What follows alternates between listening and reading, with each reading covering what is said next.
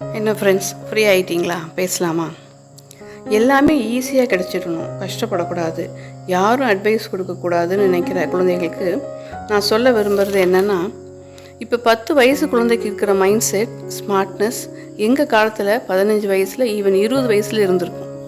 அந்த அளவுக்கு இந்த காலத்துக்கு இருக்கிற குழந்தைங்க ஸ்மார்ட்டாக இருக்காங்க. ஆனால் என்ன, என்டியூரன்ஸ் பவர், அதாவது சகிப்புத்தன்மை மற்றும் பேஷன்ஸ், பொறுமை கொஞ்சம் கம்மி. இந்த ரெண்டையும் கொஞ்சம் வாழ்க்கையில் கடைபிடிச்சா நீங்களும் சூப்பர் ஹீரோஸ் தான். ஒரு சின்ன எக்ஸாம்பிள் சொல்கிறேன். ஒரு பச்சை மண்ணாக ஸ்கூலுக்குள்ளே நீங்கள் என்ட்ரு ஆகிறீங்க. உங்களை நல்லா பண்படுத்தி, எப்படி மண்ணில் உள்ள கல், குச்சி, குப்பையெல்லாம் எடுத்து மண்ணை எப்படி பண்படுத்துகிறாங்களோ அது மாதிரி நல்ல பக்குவத்துக்கு கொண்டு வந்து அதை ஒரு பானையாக்கி சுட்டு காய வச்சு நெளிவு சுழுவை சமன்படுத்திட்டு வர்ணம் தீட்டி சந்தைக்கு போகுதோ அது மாதிரி தாங்க உங்கள் ஸ்கூல் மற்றும் காலேஜ் லைஃப். இந்த ப்ராசஸ்க்கெல்லாம் நீங்கள் விஸ்டாண்ட் பண்ணினா அழகிய பானையை தான் கொள்முதல் பண்ணுவாங்க.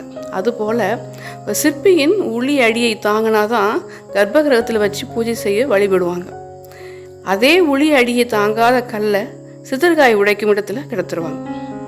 எல்லோருக்கும் கையெடுத்து கும்பிடும் கர்ப்பகிரகத்தில் இருக்கும் கடவுளாக இருக்க போகிறோமா, இல்லை தினமும் பல நூறு காய்களை சில்லுகளாக்கும் அடிக்கல்லாக இருக்க போகிறோமான்னு நீங்கள் தாங்க முடிவு செய்யணும்.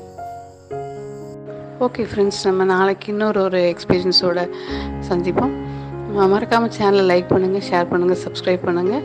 என் கூட ட்ராவல் பண்ண விரும்புனீங்கன்னா. தேங்க்யூ.